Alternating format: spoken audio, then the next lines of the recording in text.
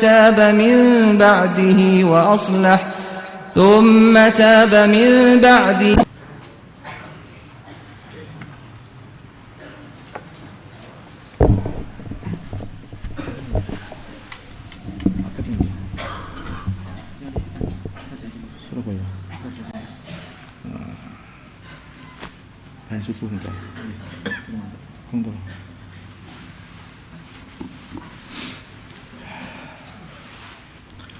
Al-Fatihah.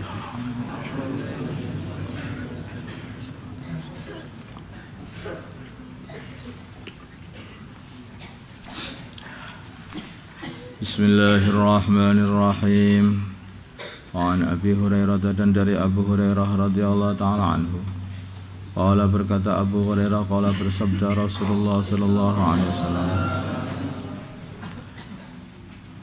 akmalul mu'minina, sempurnanya orang yang beriman, imanannya ahsanuhum, adalah sebaik-baik mereka khuluqan, akhlaknya. Wa khiyarukum, dan terpilih kalian. Wa khiyarukum, dan orang terpilih kalian. Khiyarukum adalah orang yang paling terpilih linisaihim, di dalam muasyarah dengan istrinya, kepada istrinya. Rawahu Tirmidzi wa qala hadisun hasan sahih.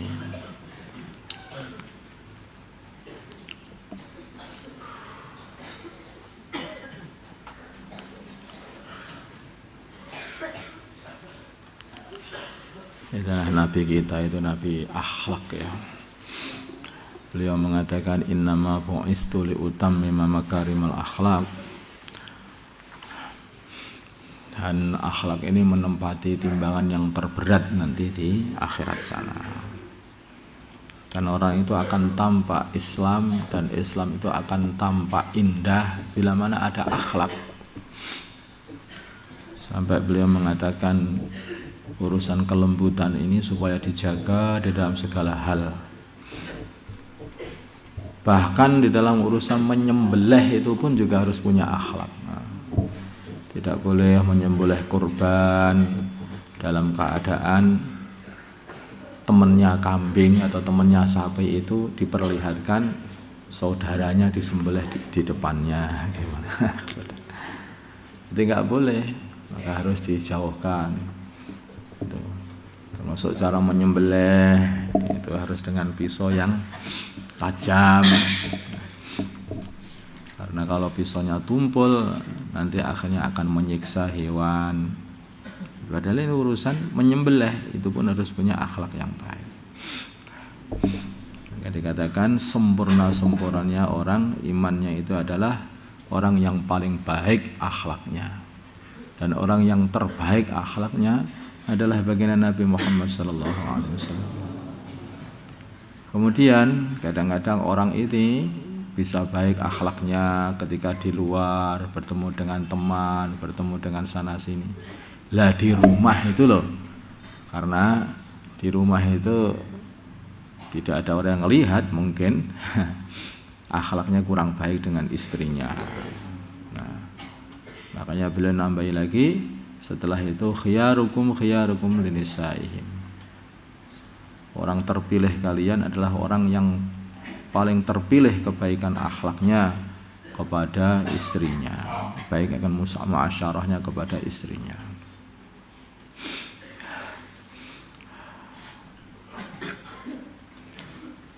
Rawahu, meriwayatkan lagi semuanya itu ya. Kadang-kadang kenapa baginda Nabi kok sebagian riwayat kan khairukum li ahlihi. Ini kadang-kadang kalau yang diajak bicara itu ngelihat-lihat orang yang diajak bicara kadang-kadang. Kalau yang diajak bicara ini bermasalah di dalam urusan akhlak dengan istrinya, muasyarah dengan istrinya, maka beliau menasihati seperti ini. Karena nanti kalau orang yang bermasalah mengenai kekurangan atau orangnya pelit, maka beliau mentarghib urusan fadilahnya sedekah. Dan seperti itu. Kadang-kadang ini juga dihubungkan dengan zaman. Ketika zaman itu adalah waktunya orang ini harus banyak-banyak memperjuangkan agama, maka banyak ditarghibkan bahwa perjuangan agama ini adalah menempati puncak dari segala amalan. Nanti pada waktu tertentu fadilah zikir disebutkan, kayaknya zikir itu tidak ada yang melebihi zikir dari segala amalan itu. Rajanya amalan itu yaitu zikir. Nanti lagi yang berbeda lagi mengikuti keadaan. Jadi seperti itu. Nah, memang begitu kondisinya. Kalau orang itu sudah jarang sekali berakhlak yang baik, maka akhlak itu nanti akhirnya nilainya di sisi Allah menjadi tinggi.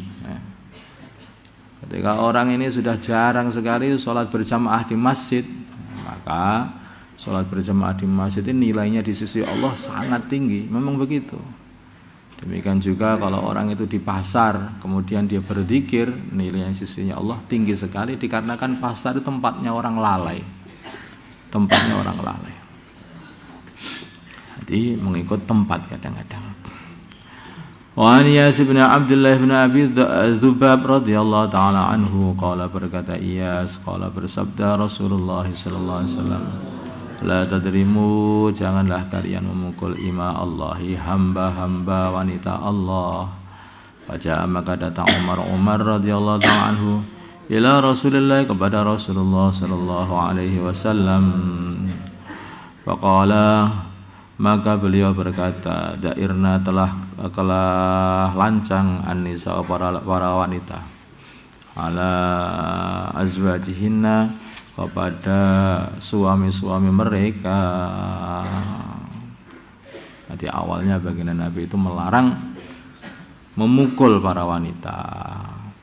Kemudian ternyata ini disalahgunakan oleh para wanita, sehingga mereka malah berani lancang kepada suaminya, sehingga bingung suaminya mau mengatur istri-istrinya. Kadang-kadang orang itu ada yang bisa dinasihati dengan kata-kata, kadang-kadang hanya bisa dinasihati dengan pukulan. Nah, ya begitu. Di dalam kelas juga begitu. Ada anak itu yang bisa dinasihati hanya cukup dengan mata, dilihat itu langsung paham.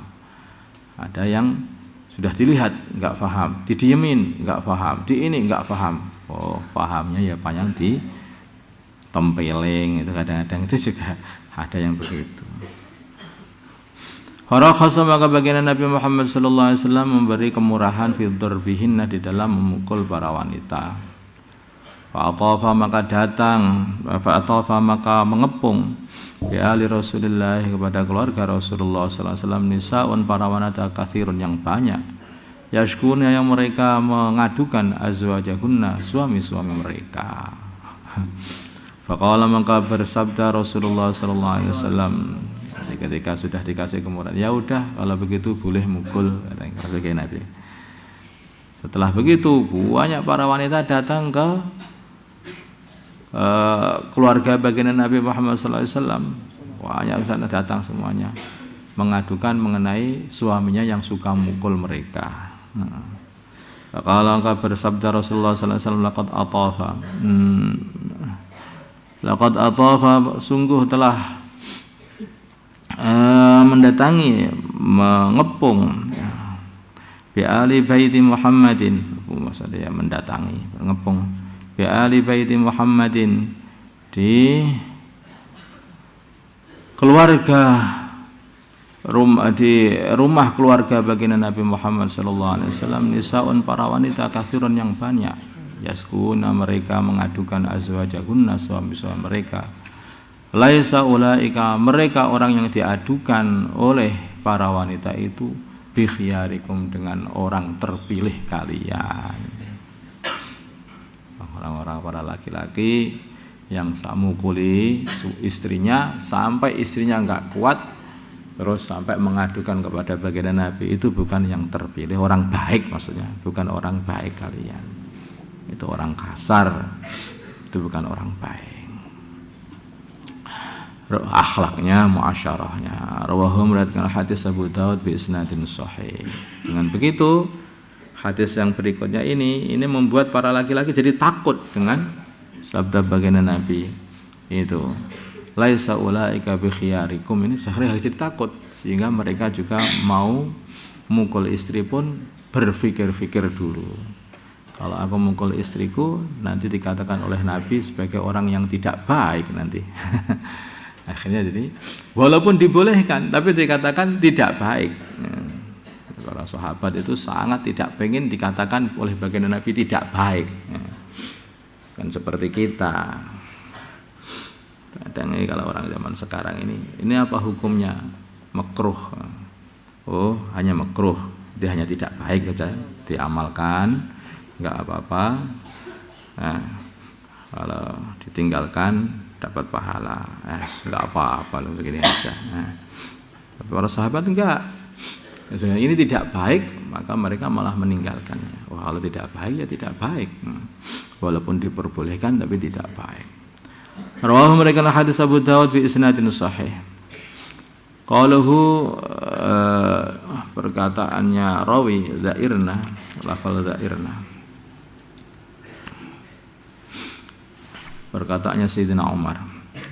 Huwa lafal dairna bidalin dengan zal mu'jamatin yang di titik satu, maftuhatin yang di fathah, thumma hamzatin maqsuratin, kemudian hamzah yang di kasrah, zai, thumma ra'in sakinatin, kemudian ra yang disukun, zair, thumma nunin, kemudian nun, zairna. Ai istaraknya yaitu mereka telah lancang kepada suami-suami mereka. Orang Jawa itu keladuk wani, keladuk wani. Qaluhu perkataan baginda Nabi, atafa lafal atafa ay ahata yaitu mengepung. Wa an Abdullah bin Umar wa Abdullah bin Amr bin As radhiyallahu taala anhuma anna Rasulullah sungguhnya Rasulullah sallallahu alaihi wasallam qala, beliau bersabda, ad-dunya dunya mata'un, adalah mata'. Mata ini adalah satu harta yang cepat hilang, ada mata yang dapat dinikmati sebentar, aslinya kata-kata mata. Wa khairu mata'iha, dan sebaik-baik matanya dunia, harta dunia, al-mar'atus shalihatu, adalah wanita yang soleh. Rawahu Muslim. Karena ya wanita dunia ini tidak kekal, maka dikatakan mata juga. Tapi kalau wanita di dunia ini shalihah, maka akan membantu kamu untuk beribadah, untuk membantu kamu untuk memperjuangkan agama, membantu kamu untuk mengeluarkan anak-anak yang soleh dan solehah. Rawahu Muslim. Makanya kalau wanita itu, kalau kamu mau nikah, kamu cari wanita yang solehah itu. Terus kalau wanita yang solehah itu enggak ada bosannya itu, karena kesolehahan itu tidak akan habis ya. Tapi kalau orang itu yang difikirkan hanya kecantikan, kalau kecantikan itu akan habis. Namanya manusia kalau sudah umurnya itu 30 ke atas, yo mulai peok gitu saja. Kulitnya mulai berkisut ya. Jadi semuanya sudah rusak. Manusia, tapi akhlak yang baik, kesolehan itu tidak akan rusak, terus saja baik itu. Bahkan manfaatnya bukan hanya di dunia ini, tapi manfaatnya juga sampai akhirat. Bahkan manfaatnya bukan hanya pada suaminya, manfaatnya juga pada anak-anak yang soleh juga. Nah, kita harus tahu itu bagaimana salah satu putra dari Nabi Nuh alaihi salatu wassalam. Ini Nabi, seorang Nabi, tetapi istri Nabi Nuh ini bukanlah wanita yang solehah. Tapi ya kenapa enggak diceraikan saja itu Pak? Ini kalau Allah enggak nyuruh Nabi Nuh menceraikan, ya Nabi Nuh enggak berani menceraikan. Nabi itu ya ikut Gusti Allah, enggak usah ditanyakan seperti itu. Ya. Akhirnya apa? Salah satu daripada anak Nabi Nuh alaihi salatu wasallam pun tidak ikut Nabi Nuh. Wa nada Nuhun ibnahu wa kana fi ma'zili ya bunayya arkam ma'ana wa la takum ma'al kafirin. Disuruh naik perahu bersama orang-orang Islam, itu enggak mau. Wa la takum ma'al kafirin, jangan ikut orang-orang kafir. Enggak. Tetap berteman dengan orang kafir. Makanya itu istri yang salihah ini Masya Allah Ini luar biasa, ini pembentuk anak-anak yang baik, anak-anak yang soleh, anak-anak yang cerdas.